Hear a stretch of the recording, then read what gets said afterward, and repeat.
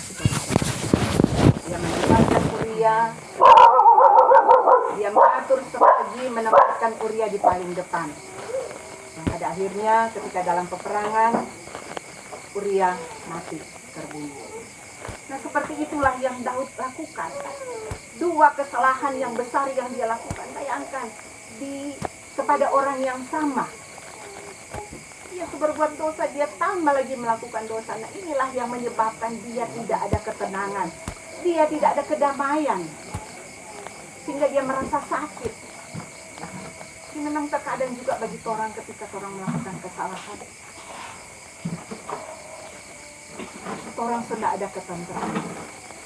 Sebagaimana hanya Daud yang melakukan itu.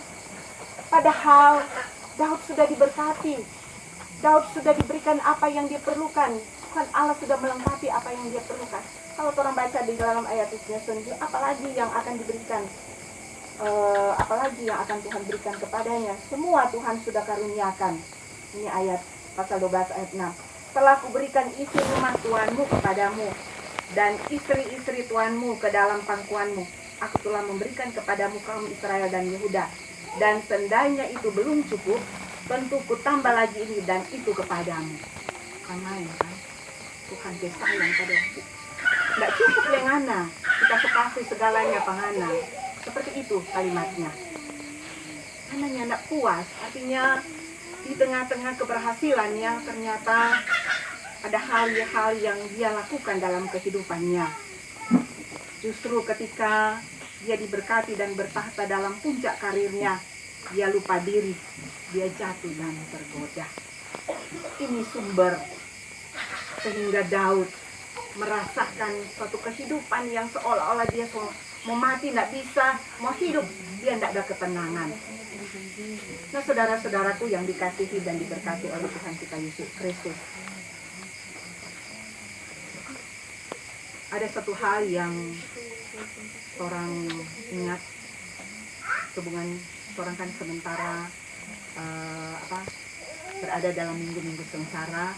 Di minggu ini minggu sengsara yang pertama. Orang masih ingat ada dari Tuhan Yesus dalam pembacaan Matius 26 ayatnya yang ke-38, ketika Tuhan Yesus berdoa di Taman Getsemani.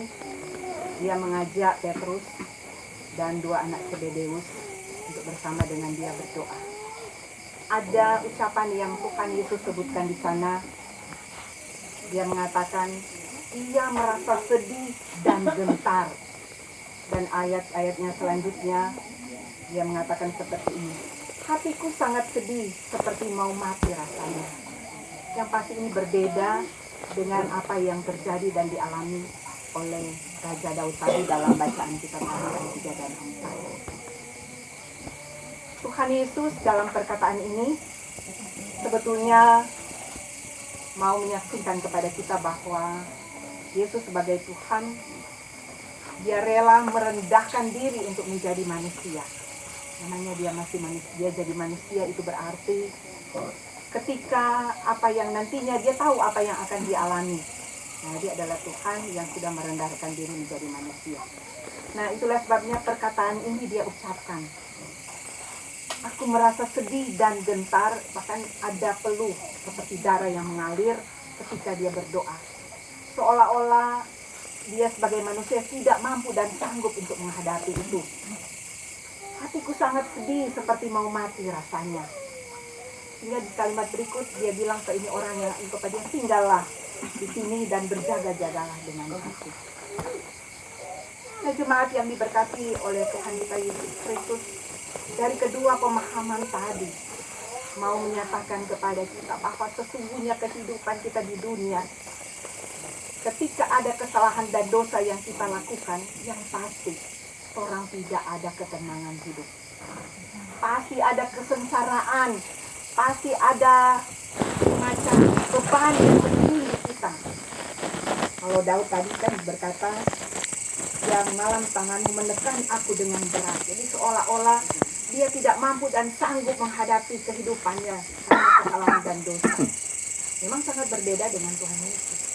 Tuhan Yesus yang menanggung orang pedosa, dia yang sudah turun ke dunia untuk menjadi manusia, namanya dia sudah menjadi manusia, dia tidak mampu dan sanggup. Tetapi ketika dia meyakini bahwa ini adalah bagian pekerjaan Allah untuk dia jalani, pada akhirnya ada ucapan yang diucapkan. Jadilah kehendak. Nah inilah bahkan dengan kita selama kita memasuki minggu-minggu sengsara di saat sekarang ini. Seperti yang saya sampaikan tadi, kita tidak pernah luput dengan apa yang namanya dengan dosa. Ketika kita mau datang kepada Tuhan, mau mengaku setiap salah dan dosa yang kita lakukan, sebagaimana Daud dalam ayatnya yang kelima, dosaku kuberitahukan kepadamu dan kesalahanku tidaklah kusembunyikan. Aku berkata, aku akan mengaku kepada Tuhan pelanggaran-pelanggaranku dan Engkau mengampuni kesalahan karena dosaku. Nah itulah bentuk kesadarannya Daud. Dia tahu dia sudah salah, dia tahu dia sudah melakukan dosa yang besar. Karena kalau dia tidak mengaku, pasti dia tidak pernah akan merasakan keamanan dan ketentraman. Nah itu pun ketika dia sadar, ketika Nabi Nathan disuruh oleh Tuhan, bayangkan ini Tuhan sayang Pak ini Daud. Dia suruh ini Nabi Nathan pergi kepada Daud untuk menyampaikan, untuk menegur dengan cara Tuhan.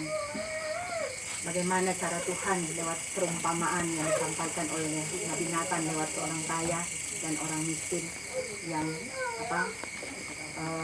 menjamu tamu. Jadi seperti itu, Tuhan Allah yang Maha Pengasih dan Penyayang. Dia tahu seperti apa pribadinya Daud. Kalau dalam ayat 5 disaksikan bahwa ternyata Daud menyadari kesalahan dan dosanya. Hingga dia mau datang kepada Tuhan, dia mengaku, Tuhan, kita so salah. Tuhan, ada banyak yang kita lakukan. Maka dia minta pengampunan dari Tuhan. Jadi itu yang menjadi pokok kehidupan kita sebagai orang yang percaya. Ketika ada salah dan dosa yang sudah kita lakukan, entah itu dalam pikiran dan perkataan, amat terlebih dalam perbuatan, jangan orang kasih badian, pura-pura nintau, pura-pura orang tidak tahu. Ingat, Tuhan Maha tahu sekecil apapun dosa dan kesalahan yang orang lakukan, tidak ada satupun tersembunyi di mata Tuhan. Yang pasti kan orang yang tidak tenang, orang tidak nyaman, orang hidup pasti. Karena orang dikejar dosa terus.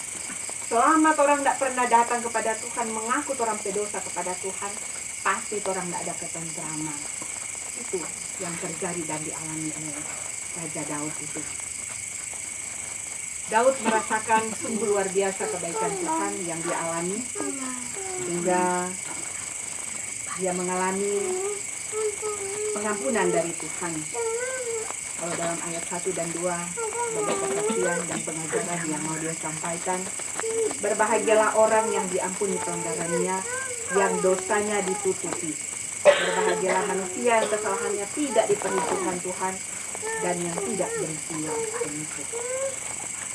Ini berbahagia kita sebagai orang yang percaya ketika kita menikmati hal seperti yang dialami oleh Daud. Daud menikmati kasih karunia dan Daud bersukacita atas berkat kasih Allah dalam kehidupannya.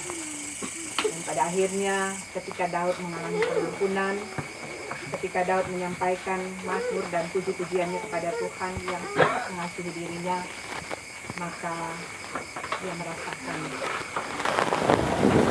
Tuhan tidak memperhitungkan dosa yang sudah dia lakukan. Nah, sebagaimana kehidupan Daud di masa kehidupannya, demikian halnya itu yang akan nantinya kita alami dan terjadi dalam perjalanan kehidupan kita di saat sekarang ini. Tentunya tidak ada satupun di antara kita umat manusia, termasuk orang percaya kepada Kristus. Tapi ketika kita mau datang kepada Tuhan, mengaku dosa kita, bahkan kita mau bertobat, merubah kehidupan kita, kita tidak akan lagi melakukan kesalahan dan dosa kepada Tuhan.